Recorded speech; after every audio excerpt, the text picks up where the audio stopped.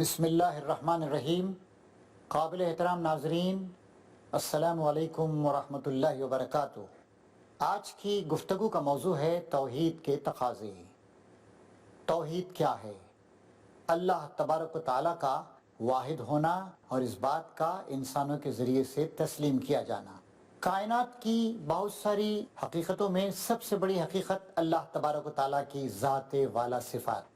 اللہ ہی ساری کائنات کا خالق ہے، مالک ہے، پروردگار ہے، رب ہے، رازق ہے، مدبر ہے، منتظم ہے۔ کائنات ایک آیت ہے، اور اس آیت کو جب ہم سمجھنے کی کوشش کرتے ہیں، ابھرتے ہوئے سورج کو دیکھتے ہیں، خوشنما چاند کی چاندنی کا نظارہ کرتے ہیں، بحرہائے زخار کا نظارہ کرتے ہیں، آسمانوں میں اڑتے ہیں، سمندروں کو طے کرتے ہیں، انسانوں کو دیکھتے ہیں، انسان کی پیدائش پہ غور کرتے ہیں، سماج کا مطالعہ کرتے ہیں، انسان کی نفسیات کا مطالعہ کرتے ہیں، ان سب کے پیچھے یہ ساری کی ساری چیزیں اشارہ کرتی ہیں اللہ تبارک و تعالیٰ کی طرف۔ وہ خالق ہے، اس نے نظام بنایا ہے، اسی نے انسانوں کو پیدا کیا ہے، اسی نے زمین کو گردش کا پابند بنایا ہے، اسی نے آسمانوں کو اونچا کیا ہے، اسی کے حکم سے کائنات چل رہی ہے۔ نکلے تیری تلاش میں قافلہ ہائے رنگ و بو، جو خوش رنگیاں ہیں، جو چہچہاتے ہوئے پرندے ہیں، جو ہرے بھرے درخت ہیں، جو خوبصورت گلستان ہیں، جو بہتے ہوئے چشمے ہیں، جو گنگناتے ہوئے طیور ہیں، یہ سب کے سب اللہ تبارک و تعالیٰ کی طرف اشارہ کر رہے ہیں۔ اور وہ اللہ وحدہ لا شریک ہے، وہ ایک اکیلا ہے، اس کا کوئی شریک نہیں ہے۔ چنانچہ کائنات کی سب سے بڑی حقیقت۔ آدمی جب اس بات کو مان لیتا ہے، اور انبیاء کرام اسی لیے آئے تھے، آدمی اپنے نفس کے اندر، اپنی زندگی کے اندر جھانک کے دیکھتا ہے تو معلوم ہوتا ہے کہ سب کچھ اللہ تعالیٰ ہی کا کارنامہ ہے، تخلیق، اسی کی تدبیر، اسی کی سنت۔ اور جب آدمی اس بات کو سمجھ جاتا ہے، جان لیتا ہے، مان لیتا ہے، تو اس کے بعد توحید کے کچھ تقاضے ہوتے ہیں۔ مولانا محمد علی جوہر نے کہا تھا، جو آزادی ہند کے ایک بہت بڑے مجاہد تھے، توحید تو یہ ہے کہ خدا حشر میں کہہ دے یہ بندہ دو عالم سے خفا میرے لیے ہے۔ آدمی بالکل یہ اللہ تعالیٰ کا ہو جائے، کسی اور سے کوئی امید وابستہ نہ کرے، کسی اور سے نہ جھکے۔ حضرت شیخ عبد القادر جیلانی رحمۃ اللہ علیہ، جن کے بارے میں لوگوں نے طرح طرح کی غلط باتیں منسوب کر دی ہیں، انہوں نے انتقال سے پہلے اپنے صاحبزادے عبد الوہاب سے کہا تھا کہ بیٹا، اللہ کے علاوہ کسی سے کوئی امید بھی نہ رکھنا، کیونکہ یہ بھی شرک ہے۔ تو یہ توحید کا تقاضا یہ ہے کہ آدمی اللہ ہی کی بندگی کرے، اللہ ہی کو مانے، اللہ ہی سے وابستہ ہو جائے۔ چنانچہ دیکھیے قرآن مجید میں ارشاد فرمایا گیا ہے، وَمِنَ النَّاسِ مَن يَتَّخِذُ مِن دُونِ اللَّهِ أَندَادًا يُحِبُّونَهُمْ كَحُبِّ اللَّهِ وَالَّذِينَ آمَنُوا أَشَدُّ حُبًّا لِلَّهِ۔ اور انسانوں میں سے کچھ ایسے بھی ہیں جو اللہ کے سوا دوسروں کو اس کا ہم پلہ، اس کے برابر قرار دیتے ہیں، اور وہ ان کے ایسے گرویدہ ہیں جیسے اللہ کے ساتھ گرویدگی اور محبت ہونی چاہیے۔ حالانکہ جو لوگ اللہ پر ایمان رکھتے ہیں، ان کے دلوں میں تو سب سے زیادہ اللہ ہی کی محبت ہوتی۔ آدمی جتنی اللہ سے محبت کرتا ہے، کسی سے اتنی محبت نہیں کرے۔ اسی معنی میں کہا تھا محمد علی جوہر نے کہ توحید تو یہ ہے کہ خدا حشر میں کہہ دے یہ بندہ دو عالم سے خفا میرے لیے ہے۔ وہ آدمی بہت ناکام ہے اور توحید کے خلاف کام کر رہا ہے، جو لوگوں کی رضا اور خوشنودی حاصل کرنے کے لیے اللہ تعالیٰ کو ناراض کر لیتا ہے۔ اور سچا مومن وہ ہے کہ چاہے دنیا اس سے ناراض ہو جائے لیکن اللہ تعالیٰ ناراض نہ ہو۔ چنانچہ ہم سب کی ذمہ داری ہے کہ ہم اللہ تعالیٰ کے احکام کے معاملے میں، اس کی محبت کے معاملے میں بہت ہی سخت ہوں، اس میں کوئی کمپرومائز نہیں ہو سکتا ہے۔ وَالَّذِينَ آمَنُوا أَشَدُّ حُبًّا لِلَّهِ، اور جو سچے ایمان ہیں وہ اللہ تعالیٰ کی محبت میں بہت ہی مضبوط ہوتے ہیں، بہت ہی گہرے ہوتے ہیں، ویسے محبت کسی اور سے نہیں کرتے، اللہ کے احکام کے مقابلے میں کسی کے حکم کو ترجیح نہیں دیتے، اور یہی محبت کا سچا معیار ہے۔ پھر وَاشْكُرُوا لِلَّهِ إِن كُنتُمْ إِيَّاهُ تَعْبُدُونَ، اللہ ہی کے شکر گزار بنو اگر تم اسی کی عبادت کرتے ہو۔ توحید کا تقاضا یہ ہے کہ اللہ ہی کی عبادت کی جائے، اور جب اللہ ہی کی عبادت ہم کرنے والے ہیں اور ہم نے کہہ دیا کہ ہم اللہ ہی کے بندے ہیں، تو پھر شکریہ بھی اسی کا ادا کرنا ہے۔ اب ان لوگوں کے بارے میں آپ کا کیا خیال ہے کہ اللہ کی طرف سے کوئی مہربانی ہوئی تو اس کے بعد وہ کسی بت کدے میں چلے گئے، وہاں پر جا کر شکریہ ادا کر رہے ہیں، وہ مسجد میں نہیں گئے، وہ اللہ کے حضور حاضر نہیں ہوئے، وہ کسی مزار پہ چلے گئے، وہ کسی قبر پہ چلے گئے، کسی شخصیت کے پاس چلے گئے شکریہ ادا کرنے کے لیے، جبکہ اللہ تعالیٰ یہاں فرما رہا ہے کہ جو لوگ اللہ تعالیٰ کی عبادت کرتے ہیں ان کو شکر گزاری صرف اللہ تعالیٰ ہی کی اختیار کرنی چاہیے۔ ایک اور جگہ اللہ تعالیٰ قرآن مجید میں ارشاد فرماتا ہے، تم اللہ کو سوا جنہیں پوج رہے ہو وہ تو محض بت ہیں اور تم ایک جھوٹ گڑھ رہے ہو، در حقیقت اللہ کے سوا جن کی تم پرستش کرتے ہو وہ تمہیں رزق دینے کا بھی اختیار نہیں رکھتے، بس اللہ کے ہاں سے رزق مانگو، اسی کی عبادت کرو اور اس کا شکر ادا کرو، اسی کی طرف تم سب پلٹائے جانے والے ہو۔ رزق بھی اللہ تعالیٰ ہی دیتا ہے، پیدا اسی نے کیا، رزق وہی دیتا ہے، اور شکریہ اسی کا ادا کرنا چاہیے، لوٹ کے بھی اسی کے پاس جانا ہے۔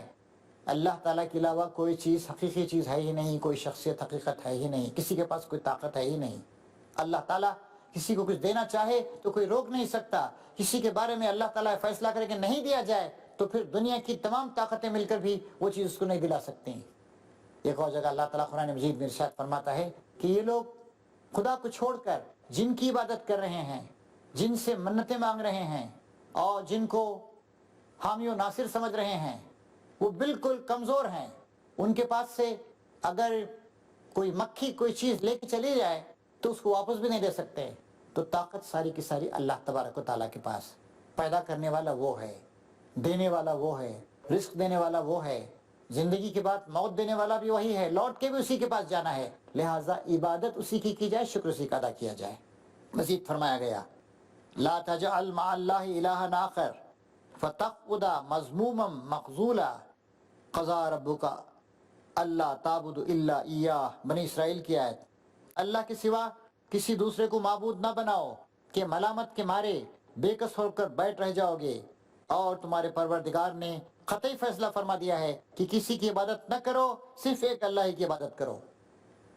عبادت کے جتنے طریقے ہیں، مثلا جھک جانا، سجدہ ریز ہونا، بار بار اس کا نام جپنا، یا کوئی چیز قربانی دینا، یہ ساری کی ساری چیزیں صرف اللہ تعالیٰ ہی کے لیے ہونی چاہیے۔ ایک اور جگہ اللہ تعالیٰ ارشاد فرماتا ہے، اور رات اور دن، سورج اور چاند اس کی نشانیوں میں سے ہیں، تم لوگ نہ تو سورج کو سجدہ کرو نہ چاند کو، بلکہ اللہ ہی کو سجدہ کرو جس نے ان تمام چیزوں کو پیدا کیا ہے، اگر واقعی تمہیں اس کی بندگی منظور ہے۔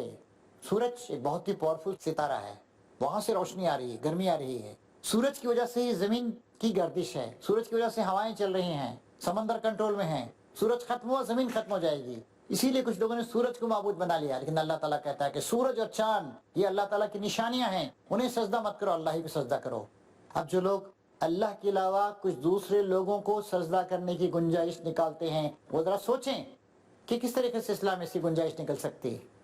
سورہ سبا میں آپ دیکھیے، ملک سبا کا ذکر آتا ہے، ہدہد نے آ کر سلیمان علیہ السلام کو، یہ تقریباً 3000 سال پہلے کا واقعہ ہے، جو یروشلم میں حکومت کر رہے تھے، آ کر خبر دی کہ وہاں پر ایک عورت حکومت کرتی ہے اور وہ لوگ سورج کو سجدہ کرتے ہیں، اور وہاں اللہ تعالیٰ کہتا ہے کہ نہیں، سجدہ تو صرف اللہ تعالیٰ ہی کو کرنا چاہیے۔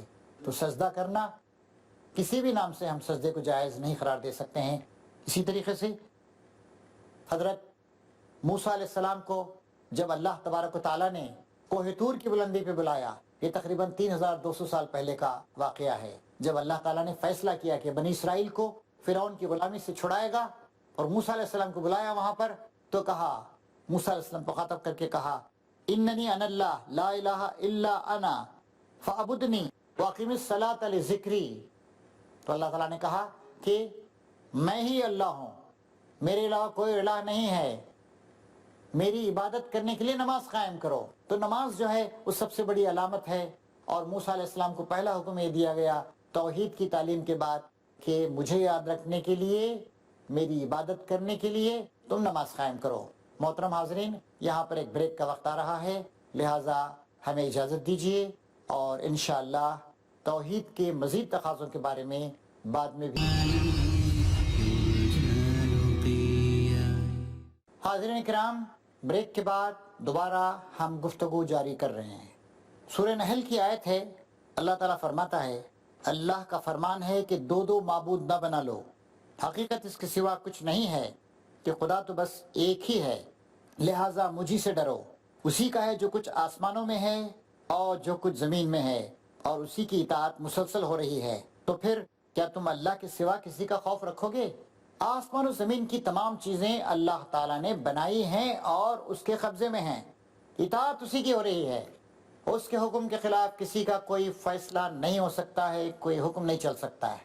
اسی لیے فرمایا جا رہا ہے کہ کیا تم اللہ کے سوا کسی اور کا خوف کرو گے؟ ڈرو اللہ سے ڈر کے صحیح اعمال کو اختیار کرو. تو اللہ ہی کا خوف رکھنا یہ بھی توحید کا ایک تقاضا ہے. اسی طریقے سے ارشاد فرمایا گیا، غور کیجئے اپنی نماز پر. کیا کہتے ہیں نماز میں؟ ہر نماز کی ہر رکعت میں کہتے ہیں ایاک نعبد و ایاک نستعین، ہم تیری ہی عبادت کرتے ہیں، تیری ہی بندگی کرتے ہیں، تجھ سے ہی مدد مانگتے ہیں. اسی طریقے سے اللہ کے سوا کوئی حامی و ناصر نہیں ہے، یہ بات بھی ہماری نگاہ میں رہنی چاہیے. چنانچہ فرمایا گیا اگر خدا تمہارا حامی و ناصر ہو تو تم پر کوئی غالب نہیں آ سکتا. ینصرکم اللہ فلا غالب لکم، اور اگر وہ تمہیں چھوڑ دے تو پھر اور کون ہو سکتا ہے جو اس کے بعد تمہاری مدد کرے. اور مومنوں کو خدا ہی پہ بھروسہ رکھنا چاہیے. وعلی اللہ فلیتوکل المؤمنون، بھروسہ اللہ پر. ہم ذرائع وسائل اختیار کریں گے، ہم کوششیں کریں گے، لیکن بھروسہ اللہ تبارک تعالیٰ پر. اور اللہ تعالیٰ کا فیصلہ ہے کہ کوئی چیز نہیں ہوگی تو نہیں ہوگی، اور اللہ تعالیٰ کا فیصلہ ہے کہ ہوگی تو ہوگی. لیس للانسان الا ما سعی، انسان کے لیے وہی کچھ ہے جس کی وہ کوشش کرے. کوشش کریں گے، جدوجہد کریں گے، وسائل فراہم کریں گے، کیونکہ یہ اسباب کی دنیا ہے، لیکن فیصلہ اللہ تبارک و تعالیٰ کے پاس، اور بھروسہ اللہ تعالیٰ ہی پہ کریں گے. چنانچہ جنگ بھی اگر لڑی جائے گی تو بھروسہ اللہ تعالیٰ پہ کریں گے. وَمَن نَّصْرُ إِلَّا مِنْ عِنْدِ اللَّهِ الْعَزِيزِ الْحَكِيمِ، مدد اور غلبہ اگر حاصل ہوتا ہے تو کہاں سے حاصل ہوتا ہے؟ اللہ تعالیٰ کی جناب سے، اس کے دربار سے، جو بڑی طاقت والا ہے، بڑی حکمت والا ہے. اسی طریقے سے یہ بات بھی بہت ضروری ہے توحید کے تقاضے کے طور پر کہ خدا کے قانون کی پیروی کی جائے. اتبعوا ما انزل الیکم من ربکم ولا تتبعوا من دونہ اولیاء قلیلا ما تذکرون. لوگو اسی کی پیروی کرو جو تمہارے پروردگار کی جانب سے تم پر نازل ہوا ہے، اور اس کو چھوڑ کر اپنے من گھڑت دوسرے سرپرستوں کی پیروی نہ کرو مگر تم بہت کم نصیحت مانتے ہو. اس سے بات معلوم ہوتی ہے کہ اللہ تعالیٰ نے قرآن مجید میں جو احکام نازل کر دیے ہیں، اور اللہ کے رسول نے ان احکام کی تشریح کے طور پر جو باتیں ہم کو بتائی ہیں، کیونکہ میں یطیع رسول فقط اطاع اللہ، جس نے رسول کی اطاعت کی اس نے ہو گیا اللہ کی اطاعت کی. تو اللہ اور اللہ کے رسول کے احکام، رسول اکرم صلی اللہ علیہ وسلم اپنے طور پر اپنے دل سے کوئی بات نہیں کہتے ہیں. اللہ نے جو باتیں کہنے کا حکم دیا صرف وہی باتیں وہ کہتے ہیں. چنانچہ اللہ اور اللہ کے رسول کے احکام کی پیروی کرنی ضروری.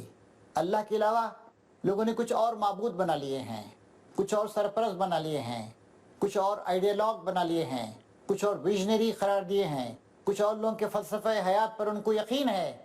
یہ سارے کے سارے شرک کے دھندے ہیں.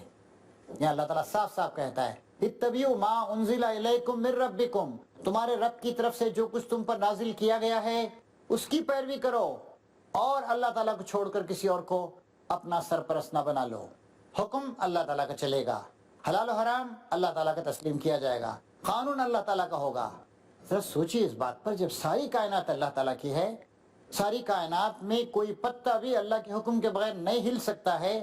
زمین گردش کر رہی ہے اس کے حکم سے، سمندر کنٹرول میں ہے اس کے حکم سے، آکسیجن فراہم ہو رہی ہے اس کے حکم سے، کاربن ڈائی آکسائڈ کلین ہو رہی ہے، آکسیجن میں تبدیل ہو رہی ہے، سورج کام کر رہا ہے، چاند چکر لگا رہا ہے، انسان پیدا ہو رہے ہیں، انسان پروان چڑھ رہے ہیں. سب کچھ اللہ تعالیٰ کے حکم سے جب ہو رہا ہے تو قانون بھی اللہ تعالیٰ ہی کا ہونا چاہیے، حکومت بھی اللہ تعالیٰ ہی کی ہونی چاہیے، حکم بھی اللہ تعالیٰ ہی کا ہونا چاہیے. کسی بادشاہ کو، کسی پارلیمنٹ کو، کسی سورن کو، کسی شخص کو اس بات کا اختیار نہیں کو کہے کہ نہیں اللہ کا حکم نہیں چلے گا، میرا حکم چلے گا. کیونکہ اللہ تعالیٰ ہی رب الناس ملک الناس الہ الناس، بادشاہ وہی ہے، کسی اور کو بادشاہ بننے کا کوئی اختیار نہیں. چنانچہ احادیث میں ہمارے سامنے بات آتی ہے کہ قیامت کے دن اللہ تعالیٰ کہے گا کہاں ہیں دنیا کے بادشاہ جنہوں نے اپنی بادشاہی کے دعوے کیے، جنہوں نے اپنے احکام جاری کیے، میرے احکام کو ٹھکرا دیا، کہاں ہیں زمین کے بادشاہ؟ سچا بادشاہ تو اللہ تعالیٰ ملک الناس وہی ہے. لہٰذا حکومت بھی اسی کی ہونی چاہیے، قانون بھی اسی کا چلنا چاہیے. اسی طریقے سے ہمارے سامنے بات آتی ہے کہ یہود اور نصارہ، ان کے لوگوں نے ارباب من دون اللہ، اللہ تعالیٰ کو چھوڑ کر کچھ رب بنا لیے تھے. چنانچہ قرآن شریف میں ہے، سورہ توبہ کی آیت ہے، انہوں نے اپنے علماء اور مشائخ کو اللہ کے سوا اپنا رب بنا لیا ہے. اور اسی طرح مسیح ابن مریم کو بھی بنا لیا ہے، حالانکہ ان کو جو حکم دیا گیا تھا وہ اس کے سوا اور کچھ نہ تھا. ایک ہی خدا کی بندگی کرو، اس کے سوا کوئی بندگی کے لائق نہیں ہے، پاک ہے وہ ان مشرکانہ باتوں سے جو لوگ کرتے ہیں. چنانچہ حاتم طائی کے صاحبزادے حضرت عدی نبی کریم صلی اللہ علیہ وسلم کی خدمت میں اسلام قبول کرنے کے بعد آئے اور پوچھا یا رسول اللہ، یہاں کہا گیا ہے کہ یہود اور نصارہ نے اپنے علماء اور اپنے مشائخ کو اللہ کو چھوڑ کے رب بنا لیا ہے، ہم تو رب نہیں بناتے، ان کی پوجا تو نہیں کرتے، عبادت نہیں کرتے۔ نبی کریم صلی اللہ علیہ وسلم نے کہا دیکھو تورات میں ایک حکم ہے، اس کے خلاف یہ لوگ کچھ حکم دیتے ہیں، تم مان لیتے ہو؟ ہاں مان لیتے ہیں۔ تو نے کہا کہ یہی ہے رب بنانا، یعنی اللہ کے حکم کی خلاف ورزی کرنا، اور جو اللہ کا مقام و مرتبہ ہے کہ وہ حکم دے گا وہ کسی اور کو دے دینا۔ اس طریقے سے آج کے زمانے میں قرآن و حدیث کی کسی بات کو رد کر دینا، اور کسی ایک آدمی نے اپنے ذہن سے کوئی بات کہی جو قرآن و حدیث کے خلاف ہے اس پہ عمل کرنا، یہ رب بنانا ہے، اربابا من دون اللہ، اللہ تعالیٰ کے علاوہ دوسرے رب بنا لینا ہے۔ اس سے بات معلوم ہوتی ہے کہ یہ بھی شرک ہے کہ اللہ اور اللہ کے رسول کے واضح احکام کے آنے کے بعد ان کو رد کر کے ہم کچھ دوسرے اعمال کو اپنا لیں۔ پھر ہدایت اللہ تعالیٰ ہی سے طلب کرنا ہے، اس کا بھی ثبوت ہمیں ملتا ہے نماز میں، ہم دعا کرتے ہیں اہدنا الصراط المستقیم، اے اللہ ہمیں سیدھا راستہ دکھا۔ سیدھا راستہ کیا ہے؟ آپ جیومیٹری کا اگر دیکھیں، سیدھا راستہ دو نقطوں کے درمیان، یعنی ایک سٹارٹنگ پوائنٹ ہے اور ایک ڈیسٹینیشن ہے، سب سے جو قریبی راستہ ہوتا ہے وہ سیدھا ہوتا ہے، ہمیشہ ٹیڑھا نہیں ہوتا ہے کبھی بھی وہ۔ چنانچہ جنت حاصل کرنے کے لیے اس زندگی سے لے کر آخرت تک جانے کے لیے آج جس پوائنٹ پر ہیں وہاں سے لے کر اللہ تعالیٰ تک پہنچنے کے لیے جو راستہ ہے وہ سیدھا ہوگا، ٹیڑھا میڑھا نہیں ہوگا، اس میں اینچ پینچ نہیں ہوگی، وہ سیدھا ہوگا۔ اور اسی کی ہم اللہ تعالیٰ سے دعا کرتے ہیں، ہمیں سکھایا گیا ہے کہ اللہ تعالیٰ ہی راستہ سیدھا دکھا سکتا ہے۔ راستے بہت سارے ہیں، مختلف مذاہب جو بگڑے ہوئے ہیں، کیا کیا انہوں نے؟ اللہ کے راستے کو ٹیڑھا میڑھا کر دیا، ٹیڑھ۔ ربنا لا تزغ قلوبنا بعد اذ ہدیتنا، اے اللہ تعالیٰ ہم کو ہدایت دینے کے بعد ہمارے قلوب کو ٹیڑھے پن میں مبتلا نہ کر۔ ٹیڑھا پن کیا ہے؟ فکر میں ٹیڑھ، یا احکام کے سمجھنے کے سلسلے میں ٹیڑھا پن اختیار کیا ہم نے، کچھ ادھر ادھر کے راستے نکالے، ٹیڑھا کر دیا راستے کو۔ اسلام کیا ہے؟ سیدھا راستہ ہے۔ چنانچہ آدمی قرآن و حدیث یہ ہیں سیدھا راستہ، یہ ہیں اللہ تعالیٰ لے جانے والی چیزیں، اللہ تعالیٰ کے احکام جو قرآن مجید میں ہیں، اور نبی کریم صلی اللہ علیہ وسلم نے اپنی سیرت کے ذریعے سے اپنے جو احکام دیے وہ ہیں سیدھے، ان پہ پیروی کرنا ہے۔ چنانچہ نبی کریم صلی اللہ علیہ وسلم نے ارشاد فرمایا زندگی کی آخری عظیم خطاب میں، حجۃ الوداع کے موقع پر کہا میں تمہارے درمیان دو چیزیں چھوڑے ہوئے جا رہا ہوں، ایک اللہ تعالیٰ کی کتاب اور دوسرا میرا طریقہ، میری سنت۔ اگر تم ان دونوں چیزوں کو مضبوطی کے ساتھ تھامے رہے، ان کو اپناتے رہے، تو تم کبھی گمراہ نہیں ہوگے۔ چنانچہ یہ ہماری ذمہ داری ہے، توحید کا بھی ایک تقاضا ہے کہ ہم واقف ہوں اللہ تعالیٰ سے، اللہ تعالیٰ کی ذات سے، اللہ تعالیٰ کی صفات سے، اللہ تعالیٰ کی عظمت سے، اللہ تعالیٰ کے احکام سے، اللہ تعالیٰ کے نبی کے احکام سے، ان کی باتوں سے، ان کی نصیحتوں سے واقف ہوں۔ واقف اگر نہیں ہوں گے تو پھر ہم اہدنا الصراط المستقیم تو ہر نماز کی رکعت میں پڑھتے رہیں گے کہ اللہ ہمیں سیدھا راستہ دکھا، لیکن ہم ٹیڑھے میڑھے راستوں پہ نکل جائیں گے۔ توحید کا معاملہ بڑا ہی نازک معاملہ ہے، اللہ تبارک و تعالیٰ شرک کو معاف نہیں کرے گا۔ باقی جتنی چیزیں ہیں اگر اس میں کچھ کمی بیشی ہو جائے، اللہ تعالیٰ بڑا معاف کرنے والا ہے، غفار ہے معاف کرنے والا، رحمان ہے رحم فرمانے والا، رحیم ہے بہت زیادہ رحم فرمانے والا۔ لیکن شرک اگر ہم نے کیا اور توحید کے تقاضوں کے خلاف ہم نے کام کیا، اللہ کے علاوہ کسی اور کو اپنا معبود قرار دیا، چاہے وہ ہم عملاً معبود قرار دے، یہ بھی ہوتا ہے۔ چنانچہ آدمی اللہ تعالیٰ کو اللہ اللہ کہتا رہتا ہے لیکن وہ دوسروں کا بندہ بن جاتا ہے۔ چنانچہ قرآن مجید میں صاف صاف کہا گیا اللہ تعالیٰ کی طرف سے وَمَن لَّمْ يَحْكُم بِمَا أَنزَلَ اللَّهُ فَأُولَٰئِكَ هُمُ الْكَافِرُونَ فَأُولَٰئِكَ هُمُ الْفَاسِقُونَ فَأُولَٰئِكَ هُمُ الظَّالِمُونَ۔ جو لوگ اللہ تعالیٰ کے اتارے ہوئے احکام کے مطابق فیصلہ نہیں کرتے وہ کافر ہیں، وہ ظالم ہیں، وہ فاسق۔ تینوں درجے ہیں۔ اللہ تعالیٰ نے جو بھی احکام نازل کیے ہیں ان کی مخلصانہ پیروی کرنی ہے، توحید کا تقاضا ہے، صرف اللہ تعالیٰ کو حکم دینے کا اختیار۔ بلکہ دیکھیے نبی کریم صلی اللہ علیہ وسلم کو بھی حکم دینے کا جو اختیار ہے وہ اللہ کی طرف سے ملا ہے، اور حضور نے کبھی اللہ کے کسی حکم کی خلاف ورزی نہیں کی، کوئی غلط حکم نہیں دیا۔ چنانچہ آپ نے فرمایا زندگی کے آخری دور میں فرمایا حلال اور حرام کی نسبت میری طرف مت کرو، میں نے انہی چیزوں کو حلال قرار دیا ہے جن کو اللہ نے حلال کیا ہے، انہی چیزوں کو حرام قرار دیا ہے جن کو اللہ نے حرام کیا ہے، مجھے اللہ تعالیٰ نے اختیار نہیں دیا حلال و حرام کرنے کا۔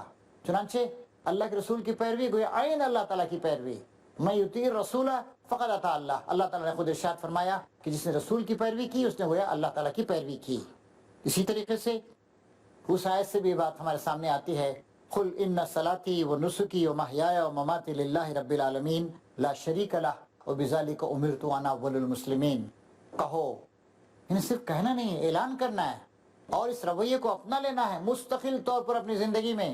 ہماری نماز اللہ تعالیٰ کے لیے، ساری عبادتیں، وہ نسک کے معنی قربانی کے بھی ہوتے ہیں، اور مختلف عبادت کے جو طور طریقے مراسم عبودیت ان کے لیے بھی استعمال ہوتا ہے۔ مطلب کیا ہے؟ میری نماز بالکل یہ اللہ تعالیٰ کے لیے، میری سارے مراسم عبودیت یعنی اس کے گھر کا طواف کرنا، اس کے گھر کی طرف منہ کر کے نماز پڑھنا، اس کے آگے جھک جانا، اس کے آگے سجدہ ریز ہو جانا، اسی سے منتیں مانگنا۔ منت بھی صرف اللہ سے مانگی جا سکتی۔ منت مانگنا کیا ہے؟ مثلاً کہتے ہیں کہ میرا فلاں کام ہو گیا تو میں اتنے پیسے اللہ تعالیٰ کے راستے میں خرچ کر دوں گا۔